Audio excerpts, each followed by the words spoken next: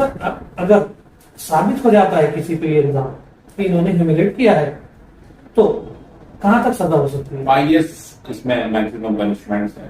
भाई एक बंदे ने वो जमीन जो है अपने नाम पर कर दिया है जो रिजर्व है उस कम्युनिटी के लिए, उस कम्युनिटी के फायदे के लिए। तो इन्होंने तो इम्तियाज भाई ने तो उस कम्युनिटी के लिए फायदे की बात की ना। इसमें इम्तियाज भाई ने गलत क्या किया? दूसरा ये है कि वो डॉक्यूमेंट जिसका जिक्र हवाला जिसमें इम्तियाज भाई ने दिया है लफ्ज का, तो वो 7/12 में लिखा हुआ है, रेवेन्यू रिकॉर्ड में है। एक जैसा मेरे पास एक डॉक्यूमेंट है, यहाँ पर मैं इसको पढ़कर सुना रहा हूँ, जो गवर्नमेंट डॉक्यूमेंट है, पब्लिक डॉक्यूमेंट है। अगर मैं पढ़कर सुना रहा हूँ तो उसमें मैं कैसा मतलब मुलजिम हो सकता हूँ? मेरे खिलाफ कैसी एफआईआर हो सकती है एट्रॉसिटी की?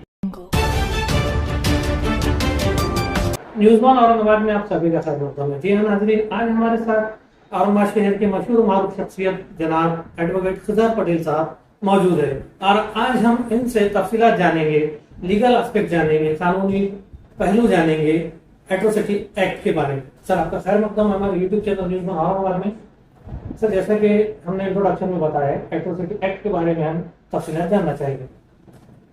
देखिए एट्रॉसिटी एक्ट जो है ना, SC एंड ST एक्ट जो है 1989 एक स्पेशल इनैक्टमेंट है। ये सारी जो अनुसूचित जाति जमाती जो होती है ना, SC एंड ST जो लोग हैं, अनटचेबिलिटी इससे पहले हुआ करती थी, एक्ट है, उससे चीजें कंट्रोल नहीं हो रही थी। जो समाज है SC एंड ST, तो इन पर जो होने वाले जुल्म हैं, ज्यादतियां हैं, उनकी इंसल्ट है कास्ट की वजह से, ये जब कम नहीं हो रही है तो फिर 1989 में स्पेशल एक्ट बनाया गया जिसे हम लोग एट्रोसिटीज एक्ट कहते हैं। और उसके कुछ स्पेशल प्रोविजन है, जैसा उसमें एंटीसिपेटरी बेल नहीं होती है, मतलब उसके अंदर प्रोविजन हटा दिया गया है, जो जेल जाना पड़ता है, स्पेशल कोर्ट है। तो कुछ अलग से कानून बनाया गया है खास करके ताकि इनकी जो है जात के ऊपर नस्ल की रिलीजन के बुनियाद पर उन पे जो है उनको ह्यूमिलेट ना करे, इंसल्ट ना करे, इंटिमिडेट ना करे, इसके लिए ये कानून बनाया गया है। सर जिस किसी पर भी ऐसे इल्जाम लगते हैं उसके लीगल राइट्स क्या है? लीगल राइट जैसे मैंने कहा कि भाई अगर इस तरह के इल्जाम अगर लगते हैं तो सबसे मेन जो इल्जाम मतलब उसकी जो बेसिक है वो ये है कि कोई भी ऐसा काम जो किसी SC एंड उस तबके के अगर वो लोग हैं उनको अगर आपने पब्लिक व्यू में, मतलब ऐसी जगह पे जहाँ पे कुछ लोग देख रहे हैं, सड़क रोड है, होटल है, बस स्टैंड है, रेलवे स्टेशन है, तो पब्लिक प्लेस है, वहां पर किसी को उसके मजहब के बुनियाद पर, जात के बुनियाद पर आपने उसको अब्यूज किया, गाली गलौज की है, जिसको लोग देख रहे हैं। एक बंदे को आप सिर्फ इसलिए गाली दे रहे हैं कि वो निचले तबके से आता है, ऐसा समझ के उसकी इंसल्ट अगर कोई करना चाह रहा है तो ये कानून अमल में आएगा। और जिस बंदे के ऊपर वो कानून लगेगा तो उसको सबसे पहले ये था कि सेक्शन 18 जो होता है हमारे एट्रोसिटीज एक्ट में, उसके हिसाब से इसमें एंटीसिपेटरी बेल, अटक करो जमानत नहीं होती है, आदमी को जेल ही जाना पड़ता है। लेकिन अभी high court and supreme court के कुछ ऑर्डर्स हैं जिसकी वजह से एंटीसिपेटरी बेल जो है sessions court, high court and supreme court entertain करते हैं। जैसे कि सर आपने बताया है कि एंटीसिपेटरी बेल बंद हो चुकी है, तो यानी कि नॉन बेलेबल ऑफेंस बन गया है। नॉन बेलेबल है ऑलरेडी है जी। अच्छा सर, अगर साबित हो जाता है किसी पे ये इल्जाम कि इन्होंने ह्यूमिलेट किया है तो कहां तक सजा हो सकती है? 5 years इसमें मैक्सिमम पनिशमेंट्स है। 5 years और एक सेक्शन में 7 years तक होती है। ओके मैं लेकिन सब मोस्टली जितने सारे सेक्शन मैक्सिमम 5 years ही है। सर अगर ये फेक केस अगर किसी पे लगाया गया है तो कोर्ट में साबित हो जाता है कि किसी भी पर्सन पे ये जो है झूठा केस लगाया गया था, तो उस कंप्लेनेंट पे और उस कंप्लेंट को फाइल करने वाले पुलिस ऑफिसर पे क्या कार्रवाई हो सकती है? देखिए ऐसा स्पेशल एट्रॉसिटी एक्ट में फेक केस के बारे में कोई प्रोविजन नहीं है, बल्कि हर कोई केस जो फेक अगर साबित होता है तो जिसके खिलाफ केस हुआ है उसको रेमेडी है कि वो मैलिफाइड प्रोसिक्यूशन के खिलाफ, पुलिस वालों के खिलाफ जाए, कंप्लेनेंट के खिलाफ जाए, प्रोसिक्यूशन उनके खिलाफ दाखिल करे, कॉम्पनसेशन का दावा दाखिल करे, ये सब कर सकते हैं। वो ऐसा पर्टिकुलर लाभ एट्रॉसिटी एक्ट में ही झूठा केस हुआ बल्कि करना नहीं है, बल्कि किसी भी केस में किसी भी केस में जो कार्रवाई कर सकते हैं वो कर सकते हैं अगर आप पे गलत केस हुआ। Okay sir. सर अब बात करेंगे हम हमारे शहर में जो माहौल चल रहा है, जैसा कि जनाब सैयद इम्तियाज जलील साहब, इनके ऊपर एक केस हुआ है जो आप जानते हैं, तो वो किस बुनियाद पे और कुछ आप बताना चाहेंगे? देखिए, असल वो जो केस है उसकी तो बुनियाद ही नहीं है।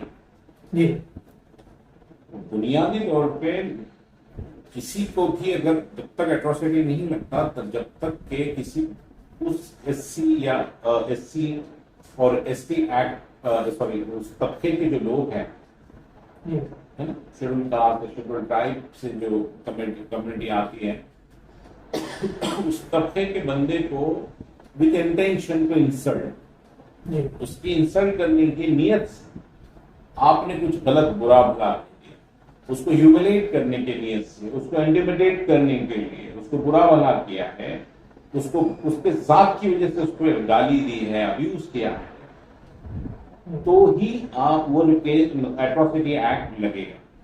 अब यहाँ पर जो इम्तियाज भाई पे लगा है, मुझे बताएं ना किसकी उन्होंने इंसल्ट किया, क्या इंटेंशन था, जबकि अगर वाकई प्रेस कॉन्फ्रेंस अगर इम्तियाज भाई की देखेंगे तो हमको समझ आएगा कि उन्होंने तो उस तबके के जमीन के प्रोटेक्शन के लिए बोला है। जी भाई एक बंदे ने वो जमीन जो है अपने नाम पर कर दिया है जो रिजर्व है उस कम्युनिटी के लिए, उस कम्युनिटी के फायदे के लिए, तो इन्होंने तो इम्तियाज भाई ने तो उस कम्युनिटी के लिए फायदे की बात की ना, इसमें इम्तियाज भाई ने गलत क्या किया है? दूसरा ये है कि वो डॉक्यूमेंट जिसका जिक्र हवाला जिसमें इम्तियाज भाई ने दिया है लफ्ज का, तो वो 7/12 में लिखा हुआ है, रेवेन्यू रिकॉर्ड में है। एक जैसा मेरे पास एक डॉक्यूमेंट है, यहाँ पर मैं इसको पढ़कर सुना रहा हूँ, जो गवर्नमेंट डॉक्यूमेंट है, पब्लिक डॉक्यूमेंट है, अगर मैं पढ़कर सुना रहा हूँ तो उसमें मैं कैसा मतलब मुलजिम हो सकता हूँ, मेरे खिलाफ कैसी एफआईआर हो सकती है अट्रॉसिटी की? बुनियादी तौर पे और वो कई जमाने से चलते आ रहा है, वो उसकी रेवेन्यू की जो एंट्री है 7/12 की, उसमें वो लिखा हुआ है। लिखा हुआ तो एक बंदे ने सादगी में उसको पढ़ा है, तो इसका ये मतलब हरगिज नहीं हो सकता कि हमें किसी को इंसल्ट करने की नियत से, किसी को ह्यूमिलेट करने के लिए नियत से, या किसी को इंटिमिडेट करने की नियत से वो किया है।